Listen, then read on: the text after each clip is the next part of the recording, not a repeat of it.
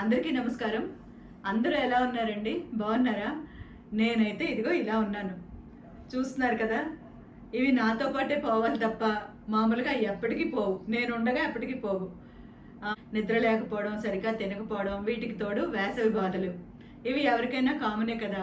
పాపం నిజంగా పెద్దవాళ్ళు ఎలా తట్టుకుంటున్నారో, చంటి పిల్లలకి, పెద్దవాళ్ళకి ఎప్పుడూ ఈ వేసవి కష్టమే అంటూ ఉంటారు కదా పూర్వం నుంచి. ఇప్పుడు ఏంటంటే నడి వయసు వాళ్ళకు కూడా కష్టం అయిపోతుంది అనమాట. వీడియోస్ ఇలా కనిపించి వీడియోస్ చేసి చాలా రోజులైంది. గత వారం రోజుల నుంచి కూడా యూట్యూబ్లో ఒక విషయం చూస్తే నాకు నవ్వు వస్తుంది, ఆశ్చర్యం కూడా వేస్తుందండి. మరి ఆ ముచ్చట్లతో మీ అందరినీ ఆహ్వానిస్తుంది హేమాయణం.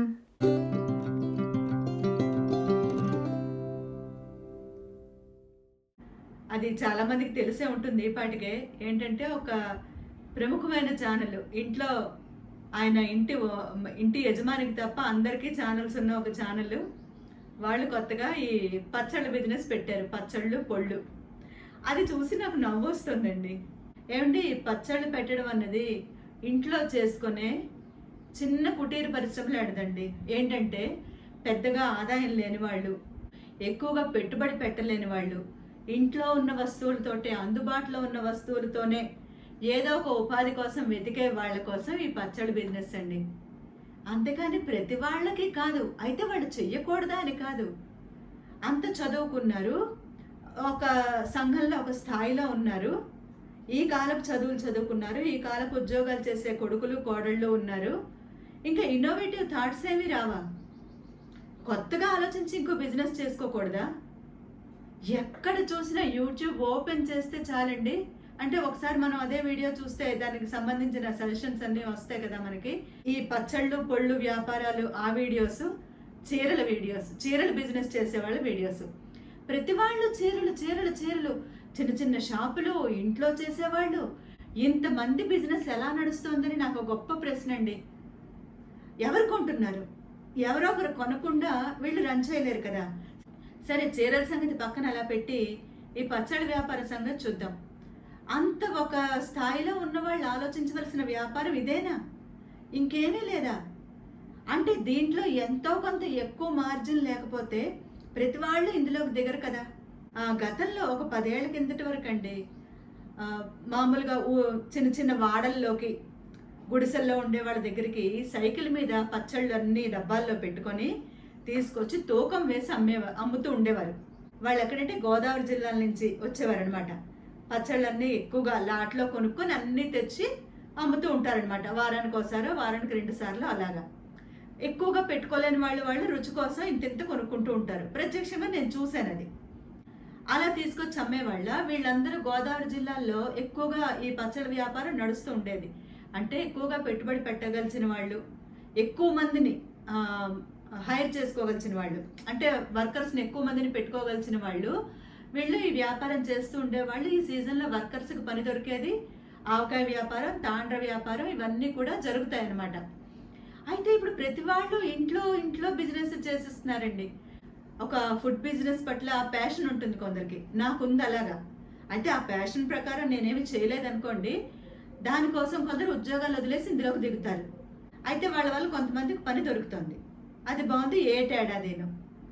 ఏమీ కాదు, చక్కగా వెల్ సెటిల్డ్ ఫ్యామిలీస్, చక్కగా సంపాదించుకున్న వాళ్ళు, ఇంట్లో అందరూ ఉద్యోగాలు చేస్తున్న వాళ్ళు, అందరికీ యూట్యూబ్ ఛానల్స్ ఉన్నవాళ్ళు, ఆ యూట్యూబ్ ఛానల్స్ ద్వారా ప్రతి ఒక్కళ్ళు ప్రమోషన్స్ చేసుకుంటున్న వాళ్ళు.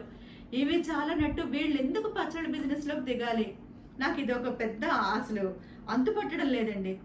చిన్న చిన్న మామూలు ఎప్పుడూ వ్యాపారం చేసుకునేవాళ్ళు, ఈ పచ్చళ్ళ వ్యాపారంలో ఎప్పటి నుంచో ఉన్నవాళ్ళు, కొత్తగా పెట్టిన వాళ్ళు, ఇలాంటి కొంచెం పెద్ద పెద్ద ఛానల్స్ వాళ్ళు, టీవీ స్టార్స్కి ఎందుకండి చెప్పండి? అసలు నిజంగా మెగాస్టార్ భార్య ఆవిడ సురేఖ గారు కూడా ఈ అత్తమ్మ స్కెచ్ అని పెట్టినప్పుడు నాకేమిటో పెద్ద నచ్చలేదండి. అంత స్థాయిలో ఉన్నవాళ్ళు, ఎంతో పెట్టుబడి పెట్టగలిసిన వాళ్ళు, ఇదేనా వాళ్ళు చేసే వ్యాపారం? పచ్చళ్ళు, పొళ్ళునా? మంచిగా ఇంకా ఏదో ఇన్నోవేటివ్గా ఆలోచించి ఎక్కువ మందికి ఉపాధి కల్పించవచ్చు.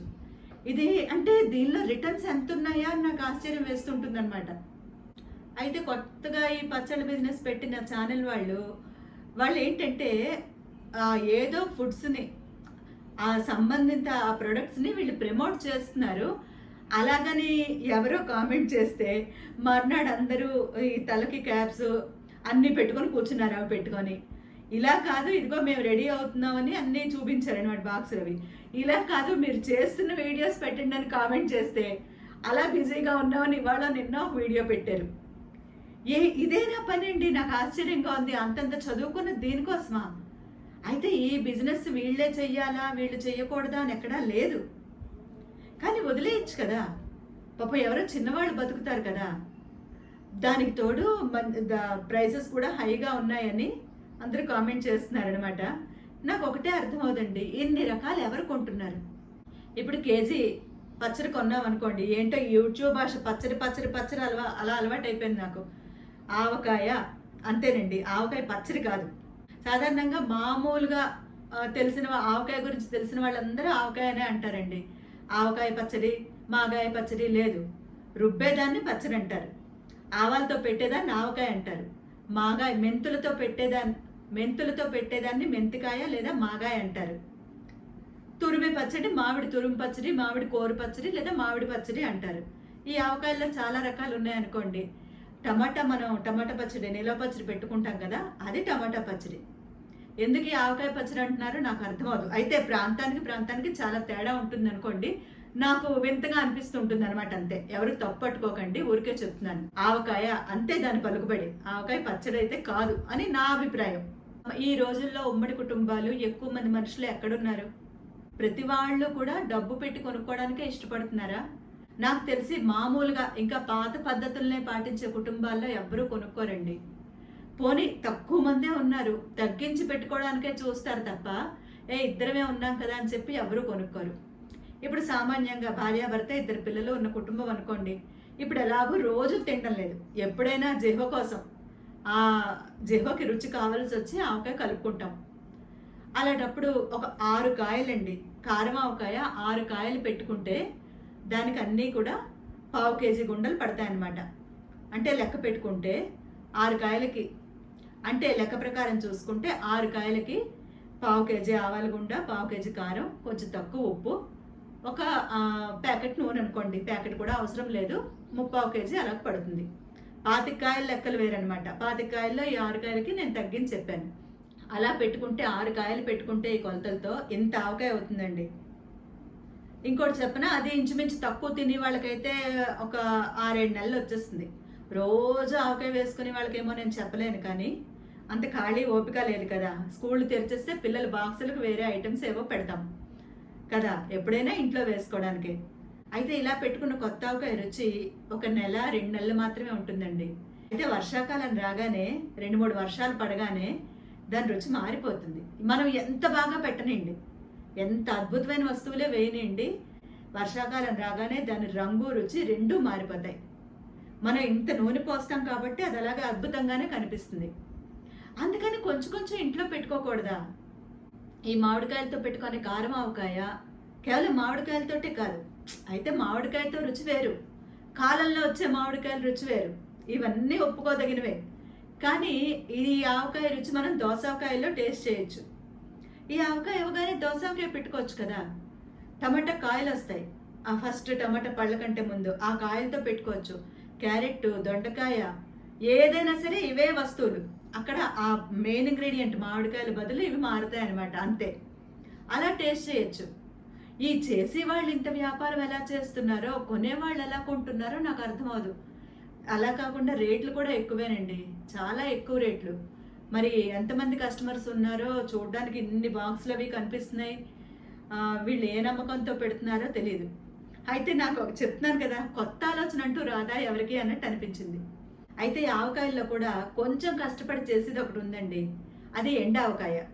సాధారణంగా ఉత్తరాంధ్ర, ఇంచుమించు గోదావరి జిల్లాలు దాటితే పెద్దగా ఎవరు పెట్టుకోరు. అది తీపావకాయ అంటారు, ఎండావకాయ అంటారు, బెల్లపావకాయ అంటారు. అయితే కొంతమంది ఇక్కడ తెలంగాణలో కూడా పెట్టడం నేను చూశాను.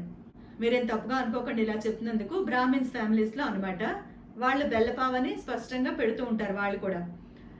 అంతే తప్ప మిగిలిన వాళ్ళకి పెద్దగా దీని గురించి పెట్టుకోరు.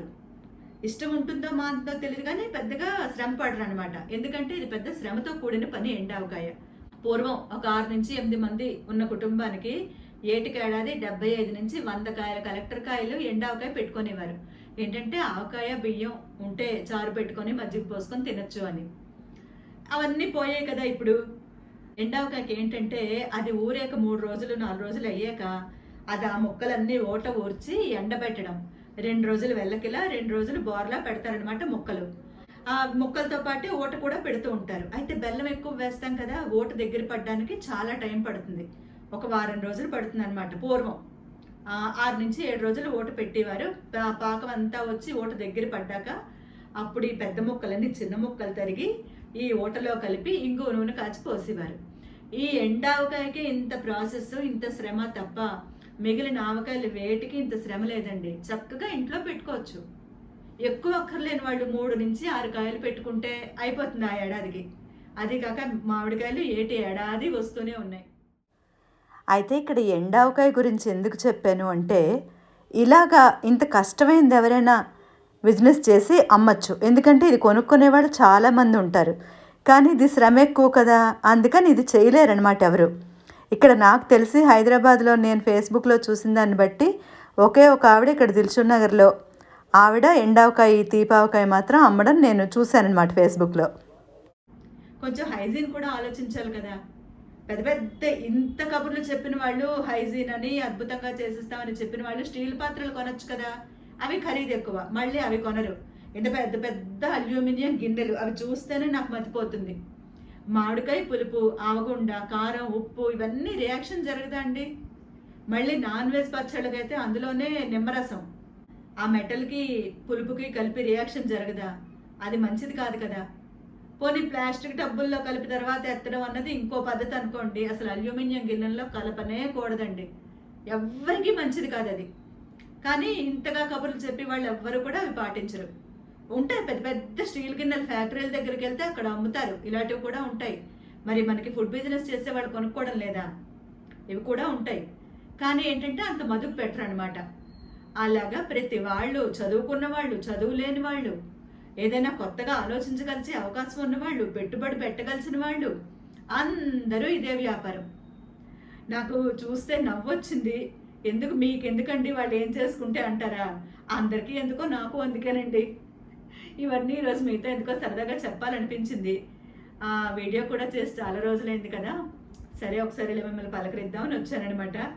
మళ్ళీ మరో మంచి విషయంతో మీ అందరినీ మళ్ళీ కలుసుకుంటాను. అంతవరకు అందరికీ నమస్కారం.